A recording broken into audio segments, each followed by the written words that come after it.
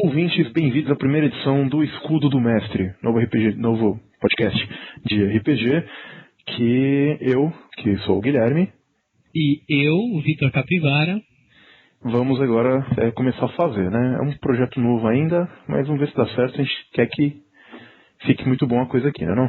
Tá certo. Esperamos que vocês gostem. Qualquer reclamação, estamos todos ouvidos. Beleza? É isso aí. A gente ainda não sabe agora onde esse podcast vai parar, mas eventualmente ele vai ficar disponível para vocês vão gostar.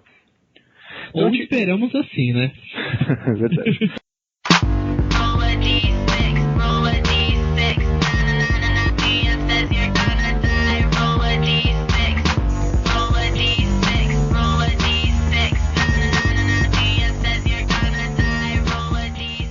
Vamos agora para o tema de hoje. Então, o tema de hoje. Só uma coisa. Desculpa te interromper. Primeiro eu vou falar do que se trata o nosso podcast, o Escudo do Mestre. Boa! Antes de tudo, né? Então... Pois é, a ideia do Escudo do Mestre, principal, a gente vai trazer umas notícias, fazer umas coisas diferentes, mas o principal mesmo é ajudar, dar dicas e falar de coisas que mestres possam querer saber. Desde o mestre iniciante até o mestre que é aí velho de guerra e está acostumadíssimo para mestrar. Não que eu e o Vitor sejamos super mestres fodas, melhores do que ninguém, não é isso. Mas a gente tem uma certa experiência, que joga há muito tempo, e de repente a gente tem uma ideia, um insight sobre alguma coisa que você gosta, ou você tem uma opinião, divide com a gente também, enfim. A ideia é passar as nossas experiências e ajudar os novos mestres veteranos, enfim, é falar com o mestre aqui, ajudar o mestre. Justamente porque a gente joga há tanto tempo, a gente vê muitas vezes o valor que é você cada vez ler mais sobre o que é mestrar, ver novas opiniões, novas ideias. Nunca é demais, né? Fato. E a gente queria trazer muito esse caráter de ajudar, de ser uma coisa até prática, pra gente poder, né, dar essa força, dividir aí com os outros. A gente vai ter episódios, por exemplo, que a gente vai chegar e falar, vamos falar de aventura de zumbi. A gente vai falar desde de sistemas legais para jogar uma aventura de zumbi, de clima legal. O fato é que se o cara for experiente, ele vai inclusive... Não vamos falar então, começar pelo mais incomum, que é o mestre inexperiente mestrando para um grupo experiente. Se o seu grupo não for um bando de filhas da mãe, eles com certeza vão inclusive ajudar você a fazer um jogo mais legal. Eles vão evitar aquele tipo de situação que poderia te deixar numa calça curta, eles vão incentivar o roleplay com os seus NPCs, enfim, se o grupo souber o que está fazendo, especialmente se alguém que está jogando já mestrou, eles vão ser uma ótima forma de você começar a andar com as próprias pernas, e eu acho inclusive que acaba sendo uma experiência melhor para o mestre. Se o grupo estiver lá experiente, estiver disposto a ajudar, porque aquela coisa, o mestre tem um problema na mesa e o mestre não lembra de uma regra. O que faz? Ele é inexperiente, ele teria que parar, olhar o livro. Se ele tem um jogador experiente, o cara já saca a regra e joga, é tal coisa que faz. Entendeu? Essa parte, né, da insegurança que o mestre tem, né? Eu acho que vem muito dessa coisa do medo de falhar, né? De se mostrar falho atrás, a gente sente isso na vida, né? De falar em público, por exemplo. Eu sou um cara que tem morro de medo de falar em público, né? Você morre com medo do quê? Você tem medo da crítica, né? E nesse caso, com um grupo experiente, principalmente um grupo que você já joga, eu acho que, sei lá, a maioria das vezes, a menos que o seu grupo seja bem cuzão, você vai ter pessoas que vão te ajudar, né? Uhum. Isso por si só, eu sei que se é o seu caso e você está ouvindo, isso ainda não te ajudou em nada. Isso é bem verdade. Não tenha medo e tal.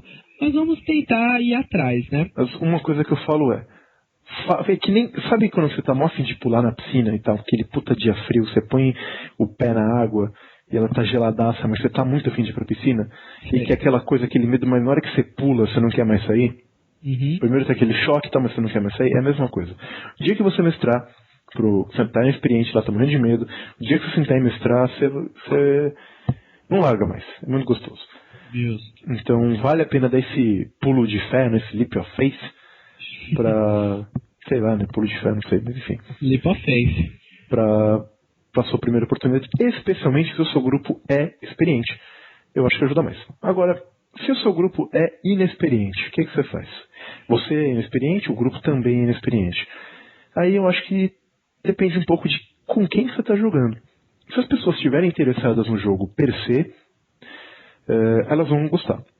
Sei lá, isso é muito evidente se o seu grupo de pessoas com quem você vai jogar RPG já é nerd, gosta de anime, gosta de comics, gosta de videogame, ou de alguma outra coisa nerd. Porque nerd gosta das coisas, tem paciência de correr atrás e tudo mais.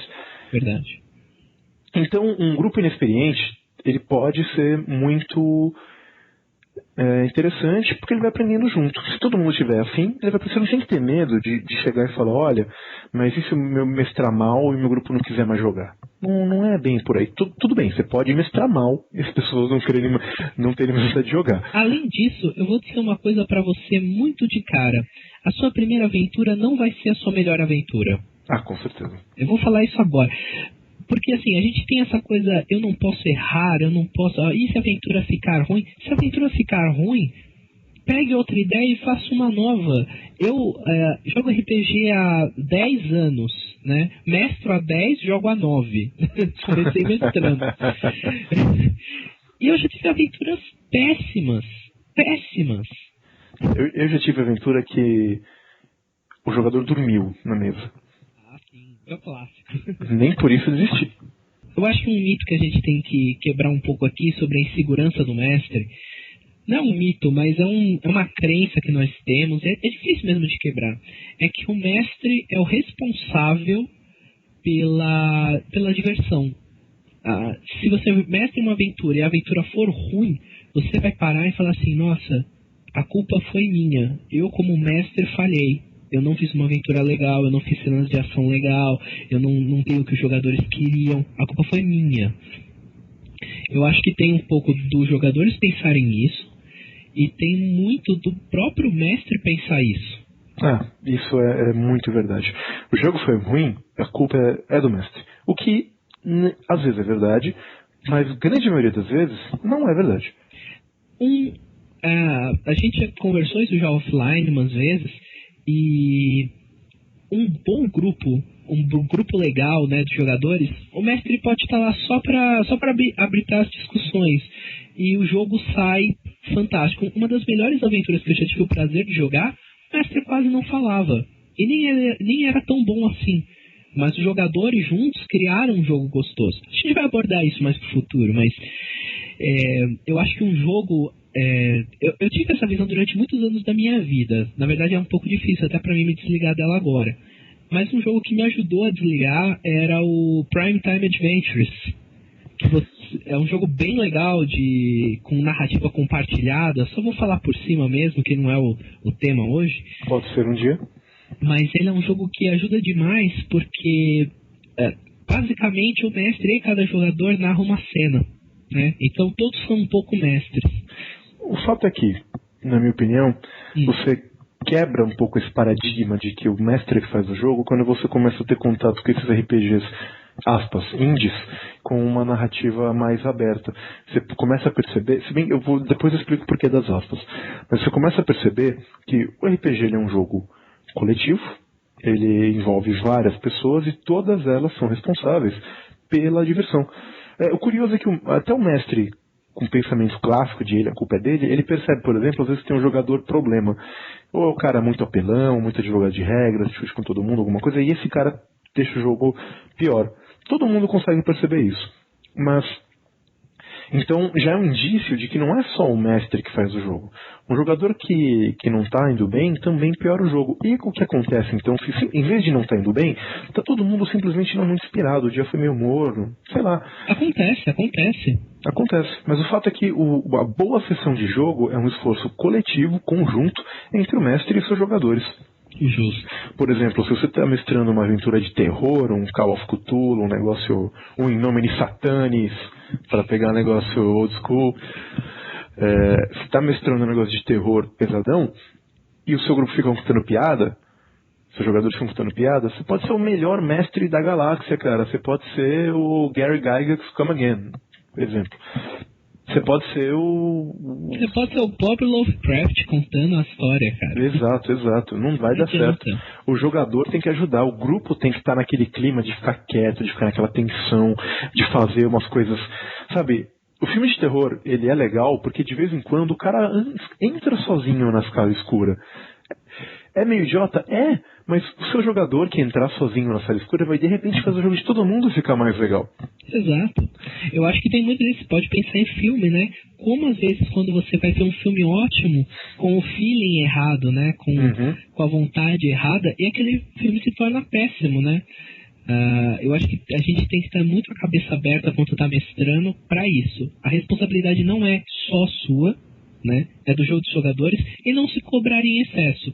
Se alguma coisa não der certo, vamos tentar aprender com isso, tirar o maior proveito e melhorar na próxima. Com certeza. Mas não desanimar, né? O que nos traz a essa questão de melhorar na próxima a um tema que eu acho muito interessante, que são erros comuns de mestre noob, ou novato, se você preferir. Coisa que, assim, eu não vou generalizar, porque toda a generalização, né, é burra. Mas, por exemplo, o mestre que nunca criou um NPC super poderoso, overpower, que resolvia tudo e que atira a primeira pedra. Cri-cri, né? Exato. O fato é que, quando você é um mestre, e por que eu acho que isso acontece? Você é um mestre e você queria estar jogando quando você começa, mas você é um mestre, normalmente porque não tem mais ninguém para mestrar. Então, você acaba bolando um personagem que é como se fosse um NPC com quem você vai jogar. Muitas vezes é o caso. Ou às vezes é um vilão muito carismático, não importa. O fato é que tem um NPC que é o seu xodó, que é o cara, que ele tem todos os atributos lá em cima, que ele owna todo mundo, que ele é o regaço, e ele faz tudo. Então, na hora que ele aparece, os jogadores sempre começam a assistir o NPC resolver os problemas. Engraçado você falar dessa coisa do mestre projetar como se ele estivesse jogando.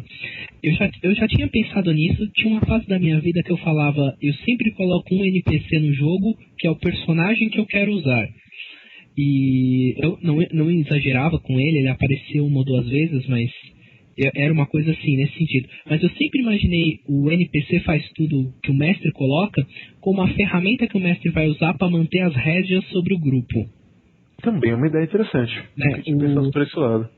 Isso eu acho que é a coisa que eu mais vejo, para não perder o controle. Eu quero que o grupo siga para a direção A. Eles estão conversando e de repente querem ir para B.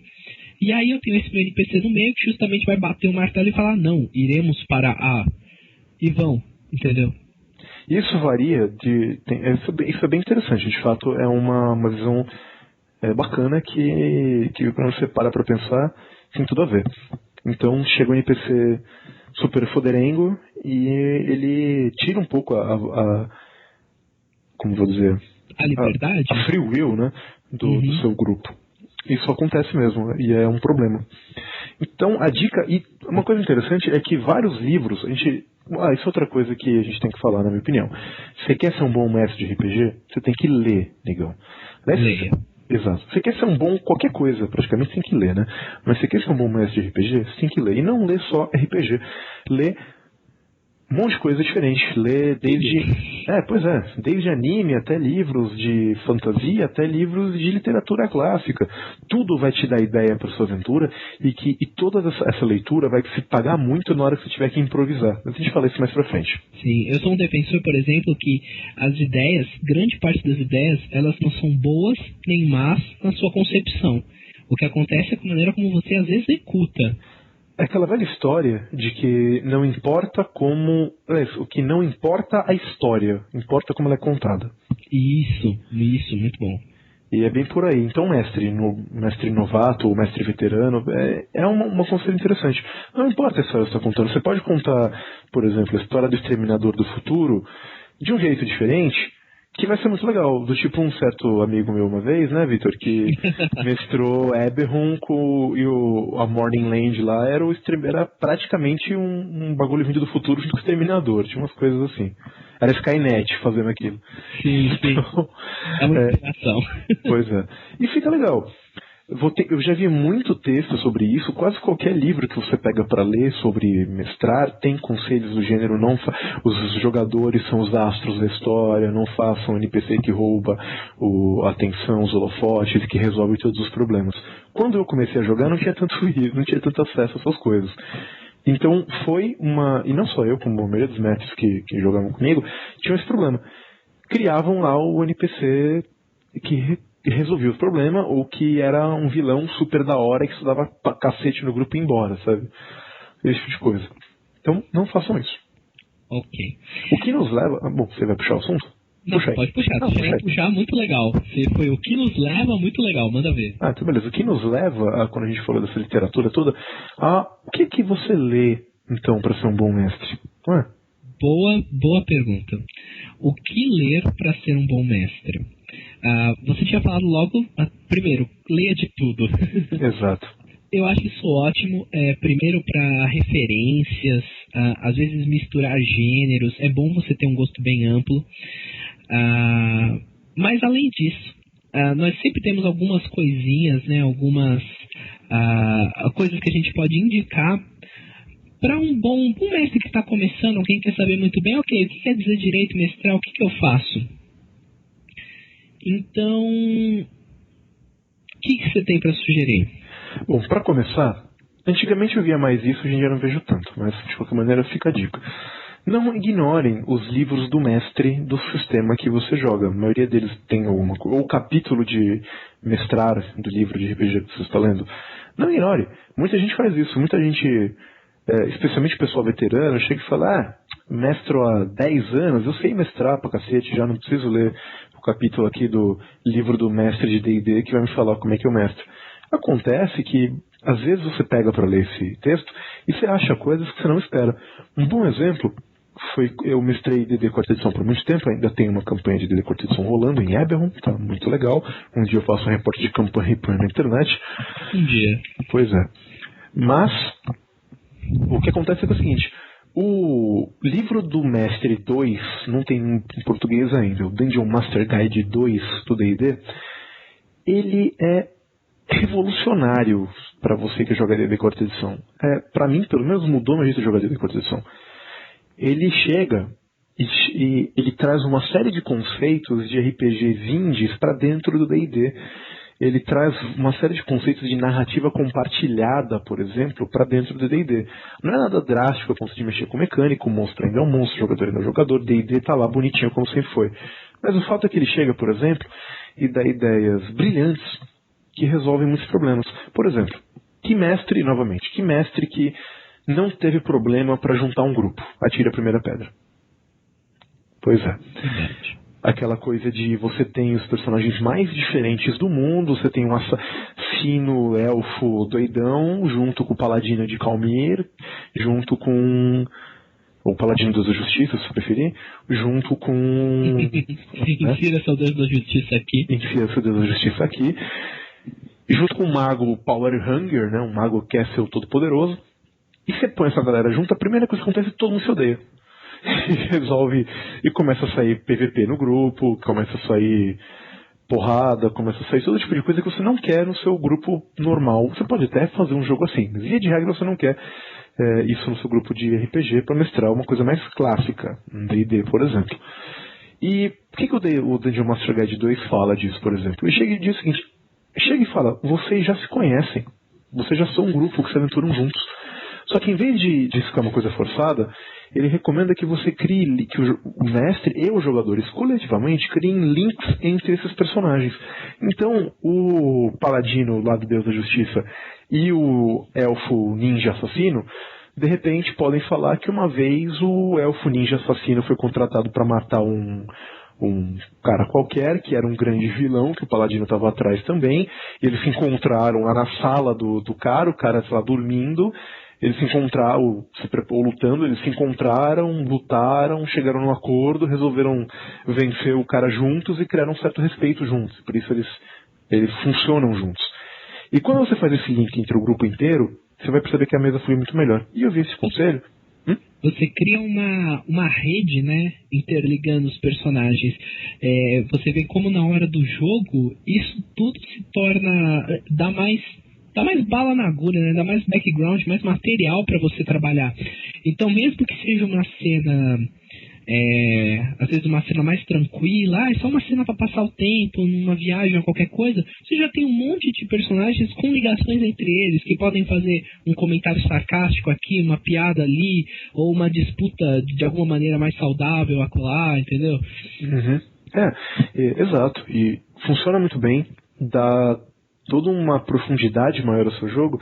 E é uma coisa interessante que vários sistemas modernos, que estão saindo, e sistemas indies também, já incorporam isso na mecânica do jogo.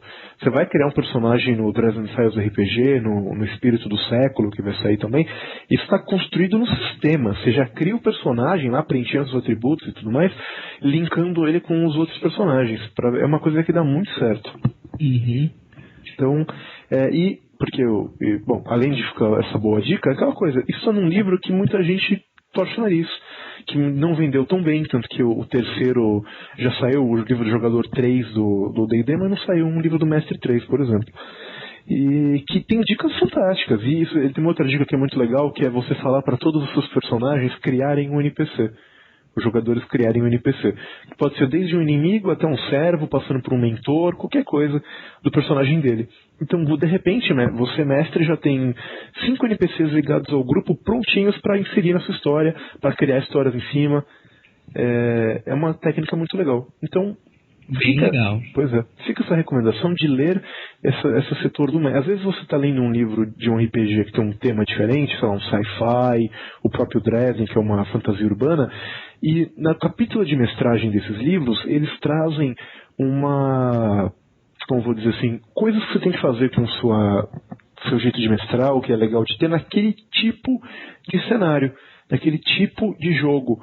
Ele especificamente para aquilo, ele traz dicas interessantes. Então, sempre leia isso. É uma dica que eu acho muito boa, não é?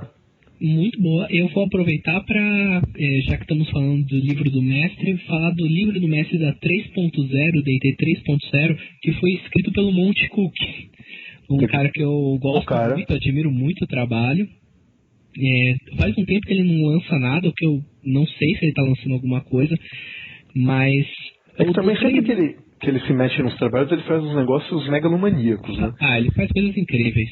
O Tolons é fantástico, um dia a gente fala sobre isso. O World of Darkness, Monte Cook's World of Darkness. World of Darkness. E eu não conheço muito do 3.5, mas o 3.0 é um livro... Nossa, ele traz ideias, conceitos, tudo bem, muita da coisa de lá tem regra, está atrelado ao D&D 3.0, 3.5, mas ele tem algumas noções ali muito boas, eu acho que vale a pena. E lembrando assim, como é um livro da 3.0, ele está relativamente barato de se encontrar. Isso é verdade. Teve agora há pouco a RPG Con, e na feira de usados, era relativamente fácil achar livros da 3.0. Então eu acho que fica aí uma dica legal para as pessoas, se você quiser correr atrás. Se você encontrar um barato, pega, vale a pena. Vale a pena. Fica a dica também para... Eles são velhos, vai ser mais difícil de achar, mas os compiladões de dicas de mestre da antiga Dragão Brasil. Sim, nossa. Aliás, todas a Dragão Brasil como um todo, com a sua seção Dicas do Mestre. Era muito boa. Nossa. E mantém a qualidade hoje em dia, na minha opinião, na Dragon Slayer, naquelas matérias, especialmente aqui o Caldela escreve. A Toolbox, né? A Toolbox. É brilhante. Sim, é muito bom. E é bimestral, tá saindo ainda. Vocês podem comprar e ir correndo atrás. A Dragão Brasil, procurem os sebos, vale a pena ter. Muita gente torce o nariz para Dragão Brasil. A gente vai ter um episódio para falar só sobre essa revista, mas só por essa seção Dicas do Mestre ou pelas compilações, que foram 2 livros que eles lançaram, vale a pena correr atrás. Também acho. São anos de material escritos por pessoas que mestravam muito bem, mestravam há muito tempo, que com certeza tem muito mais a falar do que eu tenho agora. E a gente não ganha nada pra fazer esse merchan, tá? Só pra deixar totalmente claro. De graça. Totalmente de graça. Se o pessoal quiser mandar alguma coisa pra gente agradece, mas a princípio é de graça. Beleza. Se mandar, a gente fala melhor. Brincadeira. Bom, mas vamos dar um tempinho na bibliografia. Vamos voltar aqui as nossas dicas nossas, né? Uhum. Vamos falar, a gente começou falando sobre quando você pega um grupo e vai colocar pra jogar, você chama várias pessoas, etc. Você tá super empolgado pra jogar RPG. Você chama 1, 2, 3, 4, 5, 6, 7, 8. Quando você vê, você tá mestrando para 21 pessoas. Isso não é mentira, isso aconteceu comigo. Eu nunca cheguei em 21, meu recorde foi 13. É punk. É muito punk. Então acho que uma boa dica que a gente dá pro mestre iniciante é manere o número de jogadores, tente achar o seu lugar ideal. Para algumas pessoas isso vai girar entre 4 e 6 jogadores. Eu acho que essa é uma boa média.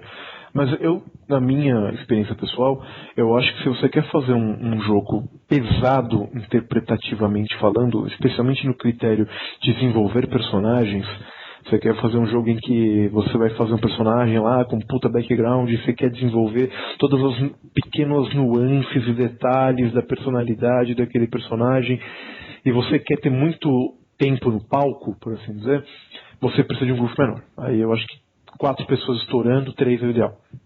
Sim, quer dizer, um mestre e 3 jogadores, né? Sim, é isso que a gente está falando. Eu gostaria de falar um pouco se você, mestre, tem algum preconceito com relação a você mestrar para 2 pessoas. Eu nunca mestrei menos que isso, mestrar para uma pessoa só, então eu não posso falar. O que eu posso falar é para 2 pessoas, que é o menor número que eu já joguei. Você diminui o número de jogadores e cada jogador ganha mais tempo para agir numa sessão de jogo. Você tem o resultado nisso, no final das contas, eram aventuras que tinham um desenvolvimento até melhor do que com mais jogadores. Eu tive experiências muito positivas jogando com 2 jogadores. Talvez você, mestre iniciante, ache isso uma boa. São só 2 pessoas que você vai ter que mestrar. Então você se sente um pouco mais confiante, talvez. E acho que um bom ponto, às vezes, para começar. Eu só queria falar um detalhe nesse. Eu concordo, é um ótimo conselho. Mas eu queria fazer um detalhe. Muita gente, vou sair um pouco do assunto, mas eu já volto. Okay. Muita gente fala isso de, você é iniciante, você tem que ser levado pela mão, você tem que pegar um sisteminha simples e tal. Eu acho que isso é meio besteira. Por que eu digo isso? Se você é nerd, e se você está jogando RPG, você tem uma alta propensão para ser nerd, o que não é ruim. Sinto lhe informar que você tem. Pois é, que não é nada ruim. O fato é que, cara, eu comecei a jogar... A primeira coisa que eu joguei de RPG na minha vida foi a D&D, que é um sistema considerado por alguns, comparado com outras coisas, porém muito complicado. Eu não acho que você precisa de um sistema super simples, de um jogo fácil, de qualquer coisa assim. Você precisa de vontade de jogar. Agora, sistema complicado... Quanta gente não começou a jogar RPG com GURPS? Sim, com certeza. Tem uma geração de RPGistas no Brasil. Pois é. Então esse negócio de que o sistema para iniciante tem que ser simplesinho, tem que ser bobinho, que você tem que falar quase guti-guti pro seu iniciante, isso é bobagem. Pelo menos eu acho que isso é bobagem, eu acho que o iniciante que tá afim mesmo, ele aprende. Um excelente tema pra gente trabalhar no futuro, né? Escolhendo um tema de... Escolhendo um RPG. Pode ser, legal esse tema. Mas fica por depois. Então, voltando agora ao nosso tema de hoje. Falando do número de jogadores. Na minha experiência de jogo, quanto mais jogadores você tem, mais as coisas saem do controle. E principalmente, mais difícil fica você dar atenção para todo mundo. Porque o fato é que todo grupo de RPG vai ter o cara que fala mais, vai ter o cara que fala menos, vai ter o cara que... Cada um vai ter suas personalidades, né? Diferentes da mesa de jogo. O livro do mestre do D&D Quarta Edição, o primeiro, ele até tenta classificar esse tipo de jogador. Ele fala do jogador matador, slayer, não sei como foi em português, do jogador narrador, do jogador explorador e por aí vai. Eu não sei se isso é muito acertado, mas eles tentaram. E o fato é que cada um na mesa vai ter um jeito de jogar e se expressar enquanto joga RPG. O fato é que quando você tem poucas pessoas ou menos pessoas, você consegue aprender o jeito de cada um, lidar com cada um e fazer com que cada um faça aquilo que o diverte no jogo. Quando você tem muita gente, às vezes tem que dar atenção para tanta gente que vai ficar, às vezes acaba ficando uma pessoa mais isolada, uma pessoa mais... que não está agindo tanto, que não está fazendo tanta coisa, e você não consegue, de repente, dar atenção que essa pessoa mereceria para ela desenvolver o personagem dela e desenvolver o jogo dela, porque o jogo está com muita gente. Eu acho que certos sistemas e tipos de jogo minimizam esse problema de ter muita gente. Eu acho que é sempre um problema. Eu não acho que RPG, quanto mais melhor. Não, definitivamente no RPG, quanto mais melhor, não. Não é uma verdade. Tem sistemas que, sei lá, você tem muitos amigos, você não quer tirar ninguém, você quer pôr 7 pessoas para jogar RPG. Tudo bem, coloca 7 pessoas para jogar RPG, mas pega um sistema rápido, por exemplo. Você vai jogar um combate de D&D de quarta edição em 7 pessoas, você vai demorar a tarde inteira. Você vai jogar o mesmo combate de 3 D&T, por exemplo, rola rapidinho. Então, e quando você for escolher um sistema para mestrar para muita gente, tenta pegar uma coisa mais light na regra. Não necessariamente mais simples, mas mais light na regra. Não vai lá jogar o sistema complexo de combate de GURPS com 7 pessoas. Você vai ficar doido. Justo. Isso essa parte que a gente estava falando, né, número de jogadores, especialmente a gente traz um tópico aqui à tona, né? Ouvir os jogadores. Muito bom. Eu acho que essa é uma lição que o mestre iniciante tem que ter, assim, tem que ser a sua second nature, tem que ser a sua natureza. Os jogadores, como a gente costuma falar, né, são jogadores que fazem a aventura. Isso é parcialmente verdade, mas às vezes tudo que você precisa para essa aventura ser boa é você ouvir as ideias dos jogadores. Verdade. Saber o que eles querem, ouvir, às vezes, pontas soltas em diálogos, ideias que eles mesmos dão e nem sempre vocês sabem. Quantas vezes já não aconteceu de um jogador virar, nossa, imagina ser, e ele sugere alguma coisa. E aí você pode dar aquele sorriso sacana e fingir que aquilo estava totalmente planejado. É verdade. Isso é fantástico. Os jogadores têm muito disso, sabe? Tem até certos grupos que quando as pessoas começam a falar isso, as outras falam, não dá ideia pro mestre. Isso é verdade. Eu vi um podcast recentemente do Tio Nitro, muito bom, recomendadíssimo, doido demais. Em que ele falava uma coisa que eu fazia já nos meus jogos há muito tempo e vale a pena repetir nesse sentido de ouvir os jogadores, que é sobre RPGs de mistério. Às vezes você vai mestrar um RPG de mistério que é muito difícil. Eu acho que isso é uma coisa interessante para falar para o nosso jogador, para o nosso mestre iniciante, ou não tão iniciante assim, mas que gêneros diferentes são mais difíceis ou mais fáceis de dar o clima de mestrar. Depois eu vou falar. Depois a gente fala disso em detalhes. Mas RPG de mistério, você bola lá o seu mistério, quem matou quem assassinou quem é o culpado e tudo mais, e vai embora. Quem que é o monstro, qualquer coisa assim. E de repente um jogador lança uma ideia, tá lá procurando, que é muito mais legal que a ideia que você pensou. Ele lança uma teoria que é, assim, muito melhor do que a ideia que você tinha tido pro seu mistério. Rouba a ideia do jogador. Por que não? Faz com que o seu mistério, que não foi mais o cara que você pensou que era um monstro, agora é o mordomo mesmo. Que foi a ideia do jogador, que de repente naquele contexto ficou mais legal. Pega esse tipo de feeling que é muito bom ter. De você. O RPG, ele é como, às vezes, pro mestre, como dar uma palestra. Para quem já deu uma palestra, talvez saiba o que eu estou falando. Às vezes você vê a reação do seu público, ou do autor talvez, você sabe o que você tem que mudar. Você vê que o pessoal tá meio entediado, tá meio olhando pro teto, explode um combate ali no meio, joga uma cena de ação fantástica, faz um vilão aparecer. Você sabe que isso, eu tava lendo um jogo de RPG Pulp, agora eu não lembro o nome do jogo, eu acho que foi o próprio Spirit of the Century, que em certo momento ele fala, se tudo der errado, jogue os ninjas. E aí ele continua falando assim, às vezes o ninja tá disfarçado como um gangster, às vezes o ninja tá disfarçado como qualquer outra coisa, mas não importa, ele é sempre um ninja. Então bom. Se tudo der errado, jogue os ninjas. Isso funciona muito bem pra aventura pulp. Mas acho que ele... Cara, isso funciona muito bem pra qualquer coisa. A lei funciona demais. Não, a lei é universal. Tudo fica melhor com ninjas ou piratas. Verdade, muito verdade. A Universidade de Massachusetts estuda incluir zumbis nessa lista, mas eles não chegaram a uma conclusão ainda. Mas essa coisa de você pegar o feeling, principalmente assim, não importa, mestre, se quando você estava escrevendo a aventura, você achou que aquele momento que vai ter um discurso do vilão, ia ser o ápice da aventura, se você está falando que os jogadores estão olhando para o teto e bocejando, você tem que agitar as coisas, fazer algo que eles gostem. Se o grupo gosta de combates, tem combate a eles. Se o grupo não gosta, eles combatem uma coisa penosa, eles não gostam, remova os combates da sua aventura. Adeque um pouco os seus jogadores. O mestre não pode ser um tirano. Ele tem que ser um líder, eu acho, de fato, mas democrático. Eles falam quando você escreve um livro, você não está escrevendo um livro para você está escrevendo para um público.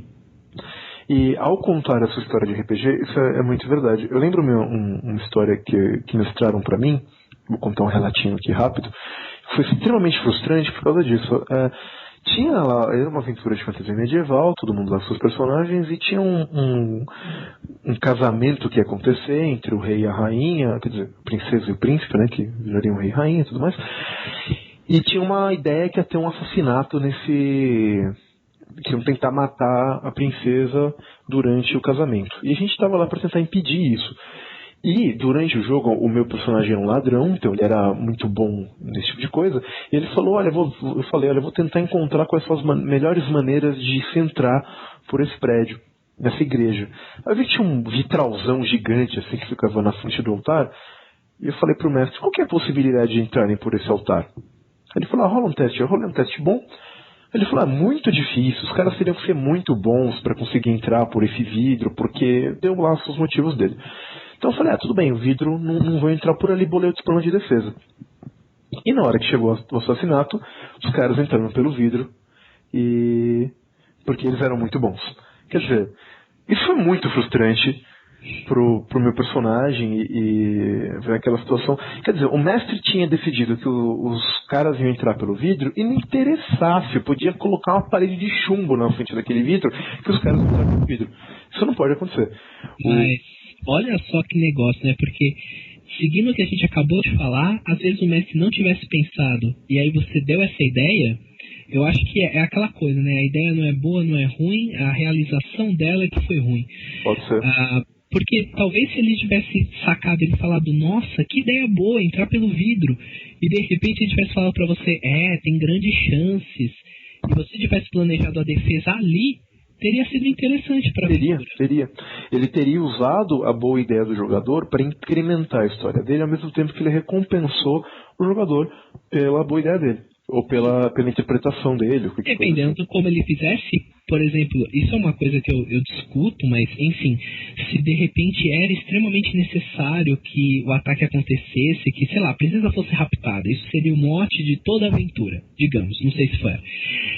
Ele poderia simplesmente ter jogado mais dificuldade ou qualquer coisa parecida, tentando, mas mantido essa parte, né, pro jogador. E ainda assim, cara, isso é uma opinião que eu tenho, Vitor, é que nada numa aventura de RPG pode estar escrito em pedra. Ah, não, sim, com certeza. Por isso que eu falei, discutível. Exato. Polêmica, mamilos. Mas muito pro jogador e pro mestre iniciante é isso, né? Eu escrevi a aventura, tal e tal coisa vão ter que acontecer. Que nos leva a outro tema. A improvisação, a maior arma do mestre. A improvisação. Isso... Eu como eu estava contando pra vocês, já teve aventuras inteiras que eu tive que improvisar do zero. Com certeza. Que por acaso ficaram aventuras muito boas. Eu acho que o improviso é uma coisa que você tem que estar armando o seu improviso. Você tem que ter bala na agulha, né? Você tem que estar carregado. Por isso, de novo, eu volto. Leitura. Exato. Né? Leia histórias, leia comics, veja mangá, veja filmes. Roube ideias. Tá aí Quentin Tarantino, ele rouba de todo mundo, até dele mesmo. E é um diretor magnífico, sabe? Como mestre, você não tem obrigação de ser original. Você tem obrigação de fazer uma coisa mais divertida na mesa. Exato, o foco sempre tem que ser a diversão. E nesse tema de improvisação, além desse conselho de leia tudo que você puder ler, porque isso vai te dar uma grande bagagem, esteja disposto a improvisar. Às vezes o mestre chega e fala, nossa, eu tenho uma frase que é o seguinte, se você tem uma história muito boa que você quer contar, mas assim, é muito legal, você bolou a história inteirinha, tal, como ela vai reviravoltar, com todas as suas reviravoltas, e todos os seus plot twists, suas ideias, escreve um livro, cara, não mestre um jogo de RPG. Verdade. Porque o RPG tem que ser construído junto com os seus jogadores. Você pode ter ideia, você pode ter cenas que você quer que aconteçam, você pode ter... Você pode ter isso, legal, mas eu acho difícil você mexer ou bolar sempre o outcome, como vai resolver essa questão, escrito em pedra. Você pode até colocar, olha, muito provavelmente vai acontecer dessa maneira, mas pode ser que não. Um bom exemplo disso foi um jogo que eu mestrei há muito tempo atrás, que era D&D também, tinha lá um Lorde Demônio, que ia ser o grande vilão da campanha, e eu fiz aquela coisa de, logo no começo, eram personagens do elo elevado, logo no começo eles iam ter aquele confronto com o demônio, e eu demônio ia fugir. Só para os jogadores verem que era o cara, né?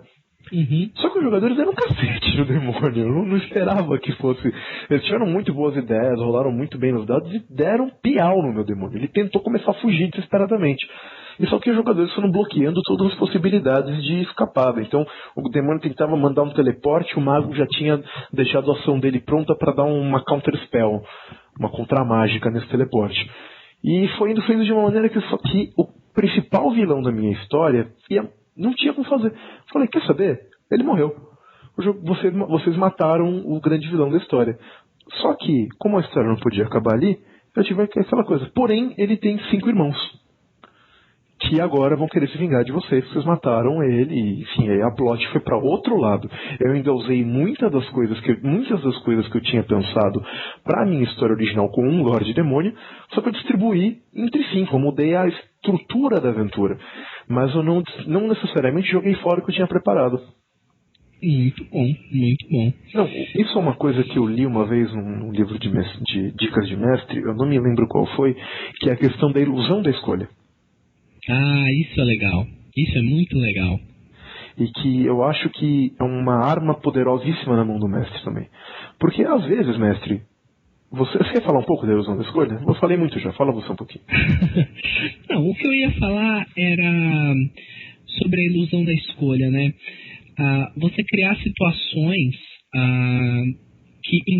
que os jogadores vão induzir, né? Pensar, poxa, estamos tomando a decisão, estamos influenciando na maneira como a história anda, mas não. Na verdade, você está por trás do plano, puxando as gordinhas dos seus jogadores, seu mestre maquiavélico.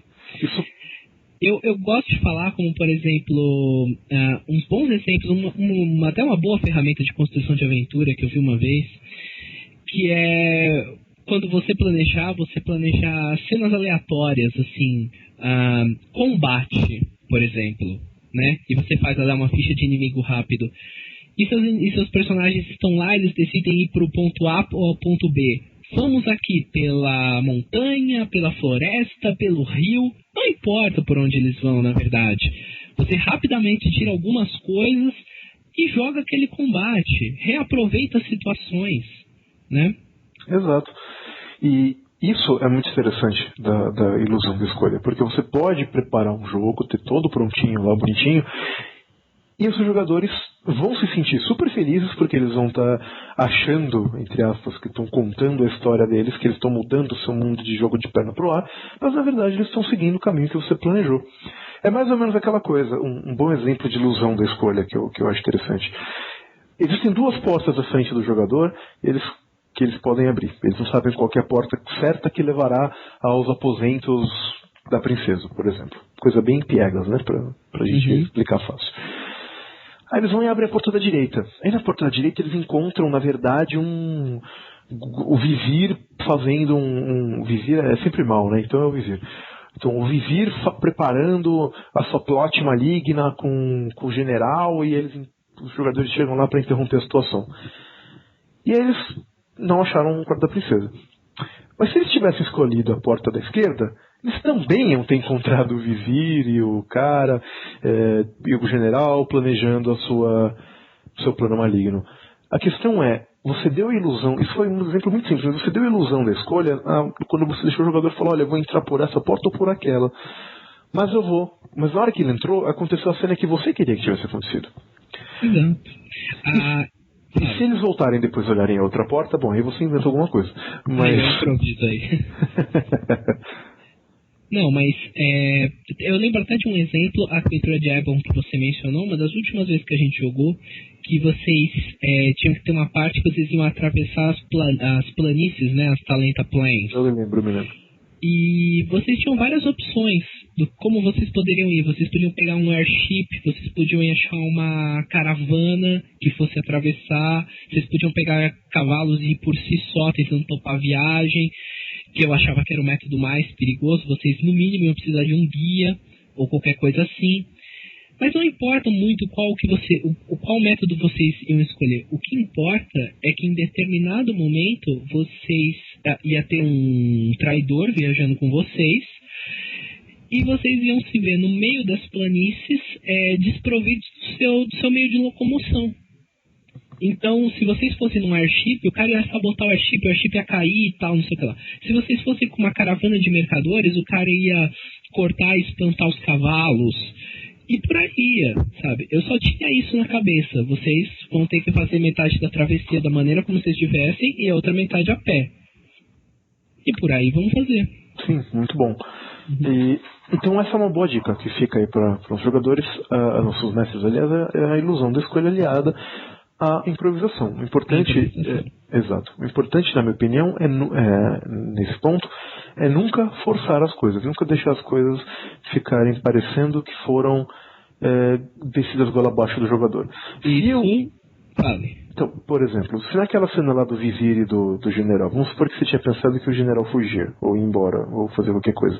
Se não deu pro general fugir, faz o general não fugir, muda a sua história, improvisa alguma coisa, mas não faça com que obrigatoriamente alguma solução Deus Ex Machina aconteça, ou Deus Ex Machina, não sei, aconteça, para que o general fuja. Isso é muito chato. Isso deixa os jogadores achando que eles não têm poder real sobre o mundo e que eles não têm capacidade de alterar esse mundo de fantasia a qual eles estão inseridos. Sim, com certeza.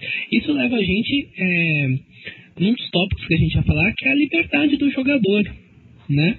Exato. Você saber respeitar o poder de decisão do jogador, mesmo que seja essa escolha induzida. O jogador tem o poder de decidir. A única coisa... Você é o mestre. Isso o tio Nitro até fala umas vezes. Você é o mestre, você tem o mundo inteiro. Você é Deus no mundo. Todos os personagens que não são jogadores, etc. O jogador, ele só tem aquele personagem. É tudo que ele tem para interagir com aquela história.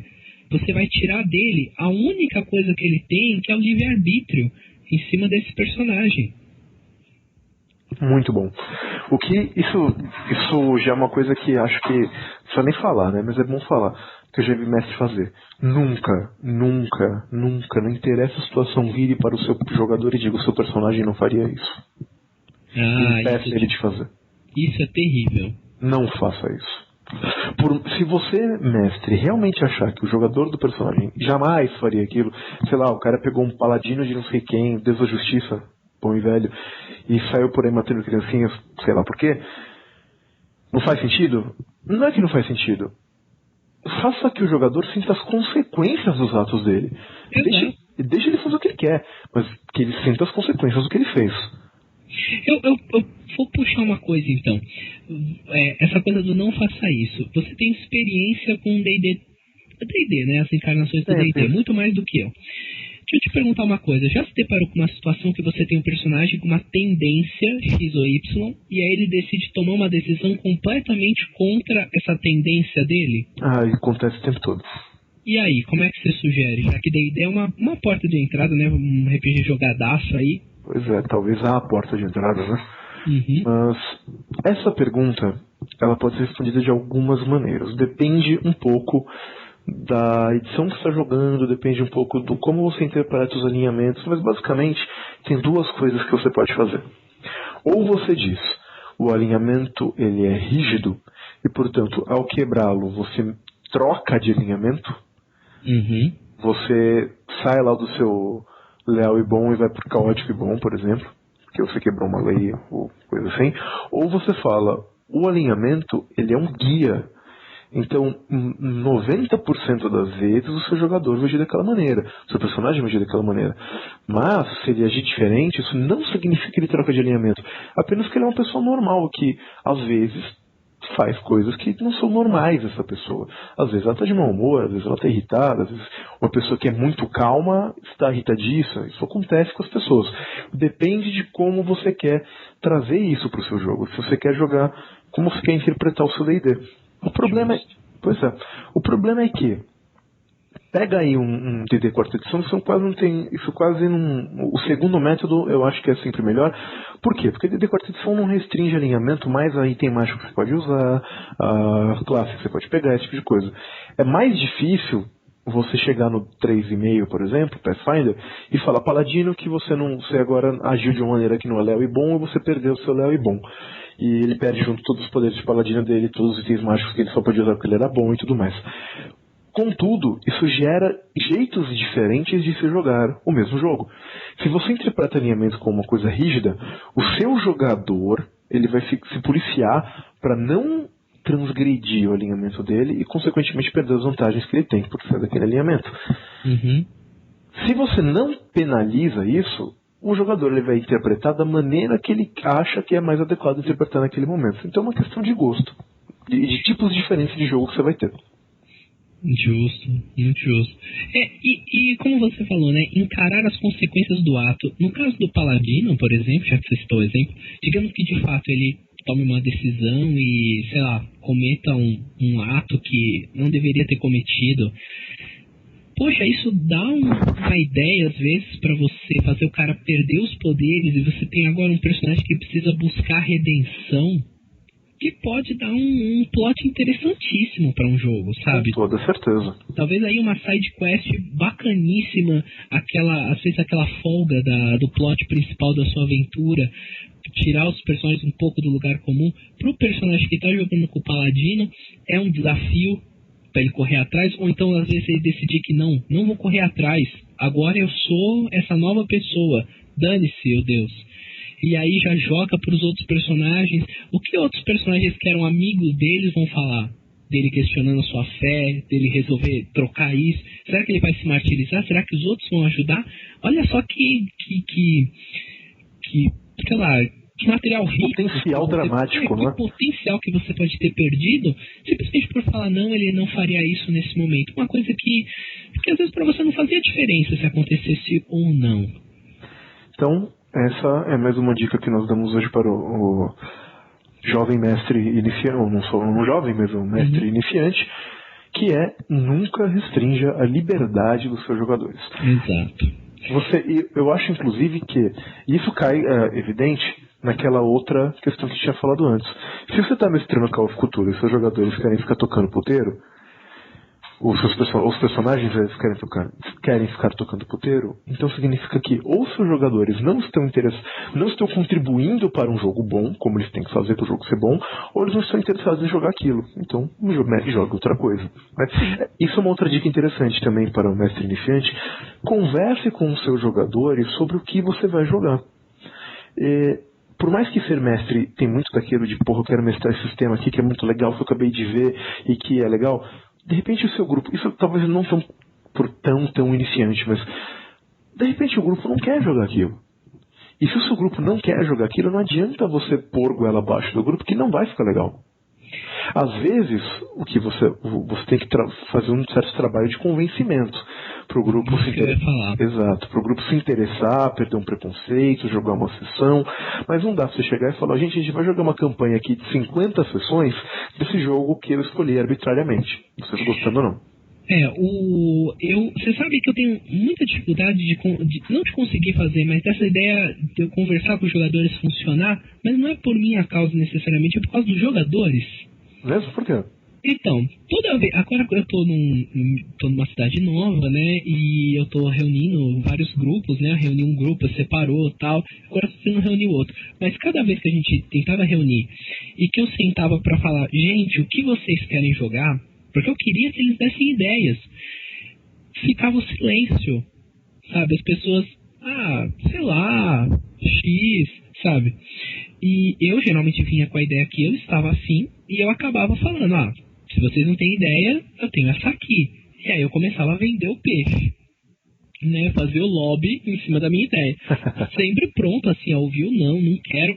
E uma coisa que eu sempre preocupava, né? Me preocupa ainda. Eu pergunto várias vezes pra eles, gente, tá bom essa ideia? Tá legal? Vocês acham que é uma boa ideia? Vocês não querem? Tem alguma coisa nela que vocês gostariam de mudar? Atualmente, a coisa que eu estou tendo um pouco é que eu joguei aventuras de fantasia medieval por muitos anos da minha vida e eu tô meio que cansado de fantasia medieval. E aí eu vou reunir num grupo novo e para muitas pessoas RPG é igual a fantasia medieval. Então aí às vezes é aquela coisa, você vai mestrar algo medieval? E eu fico, Você vê que o grupo quer, mas eu também acho que você como mestre não tem que se tolher, porque não adianta nada você mestrar uma coisa que você não queira, Exato. Mas você também pode adaptar aquilo ao seu gosto. Exato. E muitas vezes você acha um meio termo. Por exemplo, às vezes eu não estou afim de fantasia medieval, eu queria mestrar um sci-fi, por exemplo. E o grupo fala, pô, mas a gente queria muito jogar uma fantasia medieval. Aí de repente você chega numa fantasia medieval sci-fi. Sim. Que dá pra fazer. Você tem desde sistemas prontos por aí, tem tantos sistemas, por exemplo, sei lá, o Reino de Ferro, que é um negócio fantasia medieval com steampunk e misturado, ou o próprio Runepunk também, do Savage Worlds, e por aí vai, que te ajudam a fazer essa mistureba. Ou você pode simplesmente adaptar o que você quer. Mas o que você falou que é muito interessante, essa questão do mestre se tolher, é que também não dá para o mestre mestrar uma coisa, mestre mestrar é bom também, não dá para o cara mestrar alguma coisa que ele não esteja afim, que você não esteja se sentindo assim. Então, por mais que você seja democrático com os seus jogadores, seja democrático dentro do que você está afim. Não adianta, exato. Não adianta você chegar e falar, eu tô afim de jogar supers. Você chega e fala, vamos jogar supers? Você te fala, vamos jogar supers com muito poder, com pouco poder, na DC, na Marvel, no meu mundo. Todo mundo estima um tipo os Vingadores, todo mundo é um bando de remelento que não sabe de poder nenhum ainda. Ok, mas você tá muito afim de mestrar supers? Discuta isso com seus jogadores, para chegarem num ponto em que os seus supers agrade eles. Nem que seja, vão mestrar supers fantasia medieval. Vocês são super-heróis do mundo de fantasia medieval. Tudo bem. O que não dá é pra você, eu tô muito afim de mestrar supers, eu quero jogar supers, e o grupo fala, não, mas a gente quer jogar Call of Cthulhu. Não vai ficar legal. Se você não tiver afim de mestrar Call of Cthulhu. O mestre, bem ou mal, ele vai ter muito mais trabalho que os jogadores pra fazer o jogo, pra preparar as coisas, pra fazer um jogo bacana. Então ele tem que ter essa questão de, já que ele vai ter esse trabalho todo, já que ele vai conduzir o jogo bem ou mal, ele tem que mestrar algo que ele seja interessado, mas eu acho que tem que haver esse espaço de diálogo com os jogadores para todo mundo ficar no mesmo ground. Eu já vi inclusive alguns podcasts e livros falando sobre isso, que é o contrato social na mesa do jogo, né? Uhum. Por exemplo, às vezes tem grupo que não gosta de temas mais maduros, tem, sabe, muita violência, sexo, não sei o quê. Não trate disso. Tem grupo que gosta muito disso. Então, o mestre e os jogadores têm que se adequar para jogar um jogo que vá fluir bem. Sim, é justamente o que a gente está falando de diálogo, né? Não é só você, como mestre, que tem que ceder. Todos na mesa de jogo. O que a gente está tentando colocar aqui é que, fora algumas diferenças, o mestre é outro tipo de jogador. Exato. Você tem tanto direito quanto os demais jogadores a se divertir.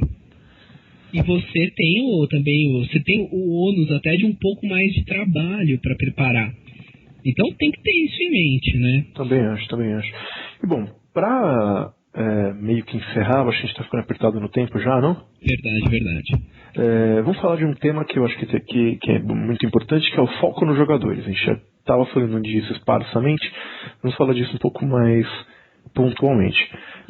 Foco nos jogadores no sentido de que, na minha opinião, uma boa aventura ela é construída ao redor dos jogadores, das atitudes que eles têm no mundo e de quem os jogadores são. Dos seus personagens são, na verdade. Justo. Ou seja, preste muita atenção à ficha dos seus personagens. Olha lá, o cara tem uma desvantagem qualquer, ele tem um inimigo, ele tem uma fobia, nos jogos que tem isso, que eu acho muito legal, que hoje em dia está cada vez mais raro, né?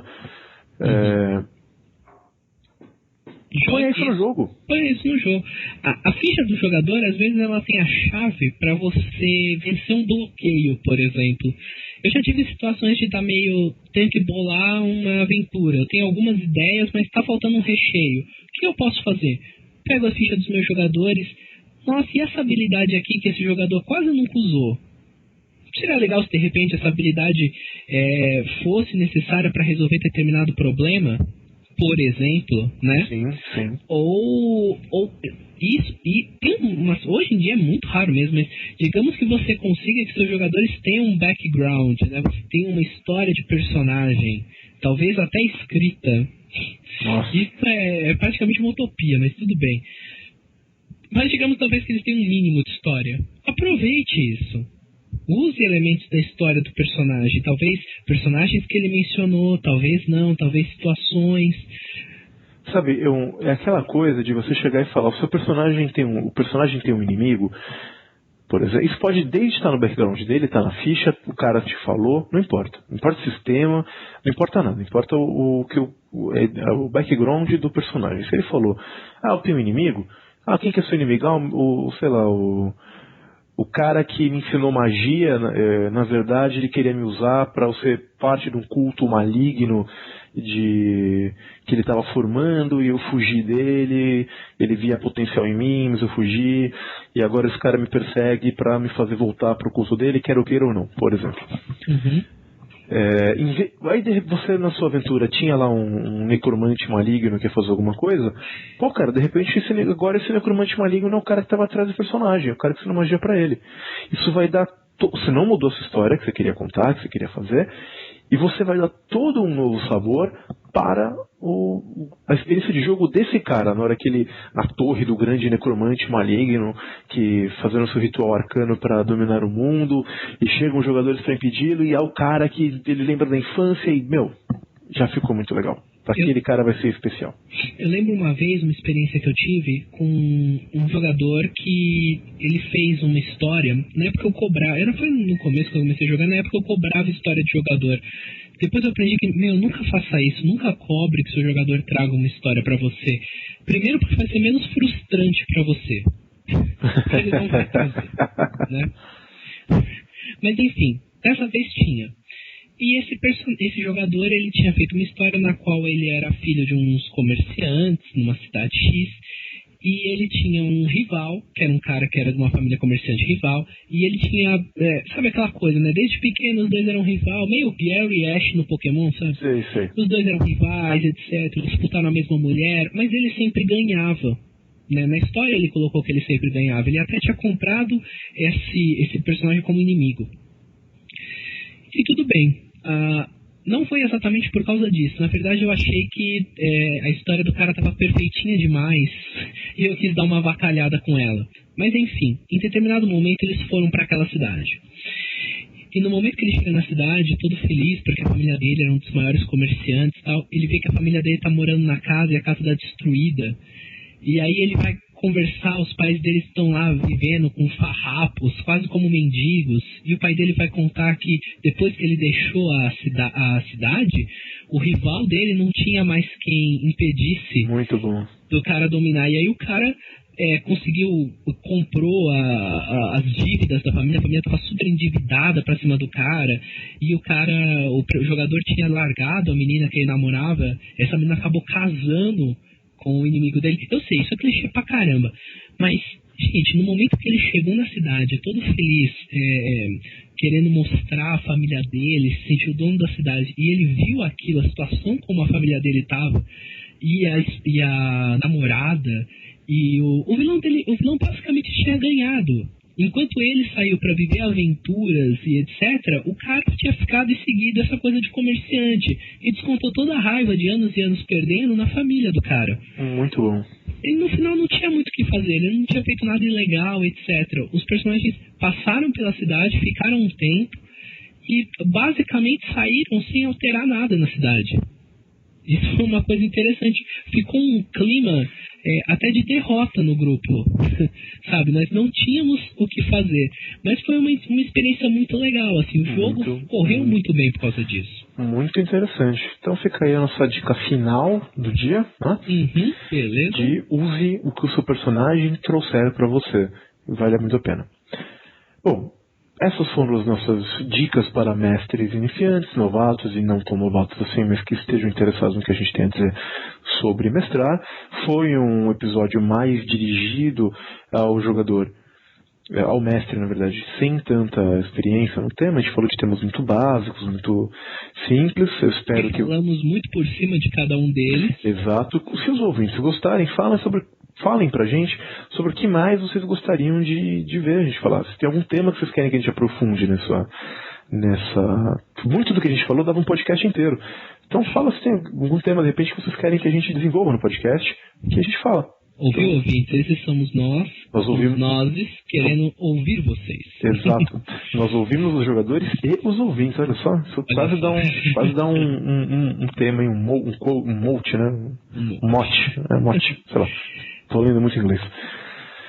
E vamos para a parte final do nosso podcast de hoje, que é a Cúpula do Trovão. Cúpula do Trovão.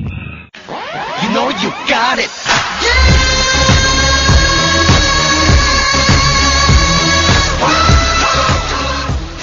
Dois homens entram. O Homem Faz. A gente faz uma musiquinha legal pra isso. Mas. Pois é, a gente tá empolgado com isso. É a Cúpula do Trovão. Explica aí, Vitor, o que é a Cúpula do Trovão? Beleza, a Cúpula do Trovão é o nosso desafio. Nós temos uma certa teoria que as ideias para o jogo ou para um mestre estão à sua volta. Ser mestre é aprender a pegar ideias em todos os lugares para usar no seu jogo. Às vezes numa conversa com uma pessoa que não tem nada a ver com RPG, sai uma frase de efeito que vai virar a grande frase do seu vilão. Então é ter isso em mente. A ideia desse desafio é o seguinte: cada um de nós pensou numa palavra, uma frase, um tema, qualquer coisa para dar para o outro. Essa pessoa vai pegar essa frase ou qualquer coisa e tentar construir. Pode ser um personagem, uma situação, um gancho de aventura, qualquer coisa para usar no jogo. Se a gente vê que fica muito fácil, depois a gente tenta afunilar um pouco isso. Mas por enquanto vai ser assim. Eu vou pegar as regras. Eu acho que ficou bem explicado. Lembrando que ficou aberto o desafio também para os nossos ouvintes. De repente, nossos ouvintes têm uma ótima ideia de um NPC, uma aventura, uma armadilha, qualquer coisa com que a gente desafiar aqui, manda pra gente. Se ficar muito legal, a gente fala a sua ideia no podcast, fala quem deu a ideia, faz um merchan aí da sua ideia. Beleza. Você quer começar ou eu começo? Você que é o pai da ideia, você começa. Então eu começo te dando um tema. E sendo que a gente, deixa eu só ver se eu entendo uma coisa, a gente vai dar a resposta no próximo podcast? Dar a ideia no próximo podcast ou nesse mesmo? Eu pensei nesse mesmo, a gente então já nesse mesmo, vambora. Criar na raça aqui. Na raça, agora valendo. Improviso, valendo. Improviso. Beleza, o que eu tenho pra falar pra você é o seguinte: um balde e uma vassoura. Um balde e uma vassoura? Isso. Valendo! Fácil. Então, o que você pode... Pense nisso, mestre novato. O que você pode fazer de interessante no seu jogo com um balde e uma vassoura? A minha resposta? Um puzzle. Pois é, você tá lá no meio de uma dungeon qualquer, pode ser futurista, pode ser medieval, porque tem balde e vassoura em qualquer lugar do espaço-tempo. A gente não vai alterar isso, né, cara? Mesmo no futuro, a gente não vai usar o balde e a vassoura. Eu tenho certeza, cara, que lá em Rilé, né, que é o nome da cidade do Cthulhu, se não me engano, tem um balde e uma vassoura. Balde e vassoura cutulianos. Balde e vassoura cutulianos, exato. Mas I digress. Né? Eu não sei traduzir isso. Um puzzle. Então, por exemplo, você chega lá numa determinada parte da sua dungeon, qualquer que seja o desafio, e você tem uma sala em que os jogadores não podem progredir até a próxima sala, a não ser que eles resolvam um desafio que está naquela sala. Normalmente para desafiar o jogador mesmo, não é nem o personagem. E para resolver este problema, duas das ferramentas, ou todas as ferramentas que você vai dar ao seu jogador é um balde e uma vassoura. Pense nisso, o que você pode fazer com um balde e uma vassoura? E você vai ter várias ideias. Primeiro você pode carregar coisas num balde. De repente, coisas que os jogadores não podem tocar. Então, de repente, você tem algum líquido alquímico, algum líquido sci-fi, algum, sei lá, um ácido muito doido, alguma coisa assim, que os jogadores não podem tocar para levar esse líquido para algum lugar. Mas o balde consegue carregar. E ao mesmo tempo, você precisa colocar esse líquido estranho em algum lugar, seja um ácido para corroer as juntas da porta, seja para ligar uma máquina arcana qualquer, você precisa disso. E aí, como é que entra a vassoura? Isso é uma coisa interessante também. E pode ser de um jeito super simples, do tipo, você usar a vassoura para levantar o balde e colocar em algum lugar. Porque você vai pensar, mas eu não poderia fazer isso de outra maneira? Qualquer poderia. Mas se foi só uma ideia, dependendo também do setting que você tá. Mas é interessante pensar em coisas únicas que você poderia fazer com uma vassoura. E já que a gente está falando de fantasia aqui, ou qualquer coisa que o valha, essa vassoura poderia ser encantada, poderia voar, uma vassoura de bruxa, para ter uma ideia aí. Tem um gosto de fantasia da Disney agora? Um pouco, né? Balde e vassoura, realmente. Balde e vassoura. E eu não tinha pensado nisso, juro pra você. Pois é. Só para ficar uma ideia simples. Então coloca aí a sua vassoura encantada, mágica, que voa, por exemplo, para você precisar fazer alguma coisa com ela, e um balde que você vai usar para carregar alguma coisa do ponto A para o ponto B. Então vamos supor que você tenha que levar esse balde e passar com a sua vassoura voadora de um lado para o outro. E o grande puzzle, eu acho que ficaria em descobrir que essa vassoura voa. Nossa, uma boa ideia. Pois é, e pensar por que uma vassoura voa, isso você pode bolar de milhões de maneiras. Se for sci-fi, desde que porque é mais fácil para limpar o teto, por exemplo, olhar uma vassoura magnética com reversor de gravidade para você limpar o teto, até fantasia medieval para você, a bruxa voar de um lugar para o outro. Muito bom, muito bom. Pois é, então fica essa coisa de descobrir que a vassoura consegue voar, os jogadores certamente vão mexer com a vassoura, vão jogar a vassoura pro alto, vão fazer alguma coisa com a vassoura, até o ponto que alguém displicentemente simplesmente atirar a vassoura em algum lugar, ela vai voar, por exemplo. E aí o cara descobrir ou fazer um teste de perícia, alguma coisa assim, pra ele pilotar a vassoura e conseguir levar esse balde com esse líquido. Outra coisa também que é interessante depois é descobrir como que o líquido é perigoso e que o balde é imune ao líquido. Boa, muito boa.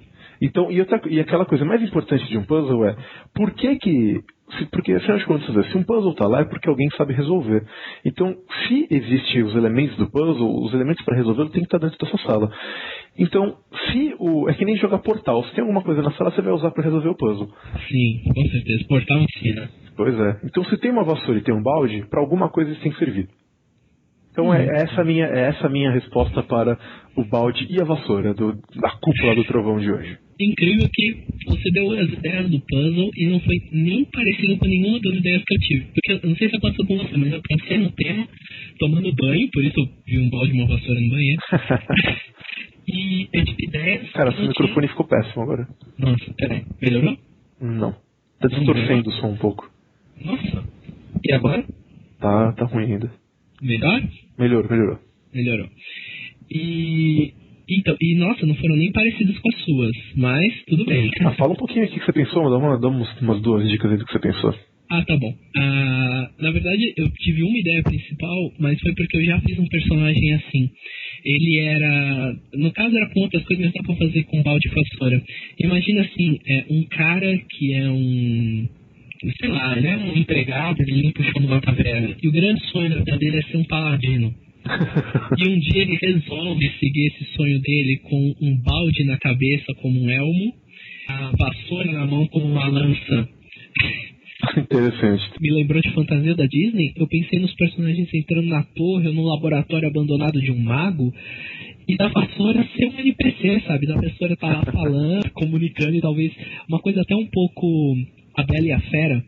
Muito bom também. Né? Com os móveis e os objetos, talvez todo o equipamento do mago fosse animado. E eles ficam lá cantando e dançando por algum motivo. Legal. Pensando essas situações. Mas tudo bem. Então a gente deu aqui bons exemplos de como uma vassoura e um balde podem render várias ideias. Aliás, eu acabei de ter uma ideia legal para a Cúpula do Trovão e vou lançar. Manda. Que é o seguinte, ouvintes, se vocês se interessarem pela Cúpula do Trovão, dá uma votada, a gente vai bolar um jeito de vocês votarem, em qual dos dois teve uma melhor performance, eu ou o Vitor. E o vencedor fica com os louros e o perdedor no próximo podcast vai pagar um mico, vai falar alguma coisa, vai ter que fazer alguma coisa engraçada para os nossos ouvintes. Concordo, muito bom. Assim a gente dá um clima de tensão para a Cúpula do Trovão. Aqui o bagulho é treta, mano. Pois é. Minha vez? Beleza, mande, hit me. Muito bem. Então, para o meu desafio da Cúpula do Trovão hoje, eu mando uma Bíblia. Essa aqui vai ser, talvez você se lembre que ela é antiga. Uma Bíblia e uma motosserra. Uma Bíblia e uma motosserra? Aham. Ok. Cara, é muito difícil eu não pensar em personagens. Eu vou direto pensando em personagens quando me vêm esses itens. Imediatamente eu imaginei uma dupla, um padre, assim, meio da Igreja Universal, um cara assim com uma Bíblia embaixo do braço e um redneck americano, sabe, com uma serra sobrevivendo a um apocalipse zumbi. Imediatamente isso me veio à cabeça. Os dois formando uma dupla. O microfone ficou ruim de novo, cara. Caramba, tá foda esse microfone. Agora ficou bom. Agora ficou bom? Mas isso será trocado. Eu imaginei essa dupla atravessando os negócios e o pastor tentando exorcizar o zumbi, uma coisa meio aventura de comédia, enquanto o redneck com a motosserra mais limpa. Interessante. Bem diferente também do que eu tinha pensado. Eu fui direto nisso. O que você tinha em mente? Cara, talvez influenciado um pouco por Warhammer 40k. Ah, olha só, muito bom. Exato, que sempre tem bons temas aí, cara. O que eu tinha pensado uma galera, isso pode, de preferência num setting futurista ou moderno, que tem que ter uma motosserra, não sei que você consiga bolar uma motosserra medieval, o que ficou uma ideia legal agora, eu penso em desenvolver esse tema. Interessante, eu também parei nisso, motosserra medieval. Exato, mas... Enfim, um grupo de cultistas religiosos fanáticos... Normalmente eu costumo pensar em vilão, né? Então uma oposição aos personagens, né? E uma galera que faça uns rituais medievaloides, mas no cenário futurista, tipo um cyberpunk, uma galera que em vez de matar a virgem com uma adaga, corta ela com uma motosserra. Por que a motosserra? Porque é um símbolo desse culto religioso e é uma arma do cacete também, né? Então eu tava pensando nisso, uma galera com culto religioso, rituais todos girando em torno, não da motosserra em si, mas do desmembramento de corpos humanos, esse tipo de coisa, um negócio bem dark, funk. Ah, pera, também acabei de... Agora que você puxou um clima dark, nossa, eu vou dar outra ideia, não sei se isso é permitido pelas regras internacionais da Cúpula do Trovão. A gente vai pensar nisso ainda. Mas enfim, qualquer coisa, minha segunda ideia não será votada, só vale minha primeira ideia. Eu só estou divertindo sobre o tema.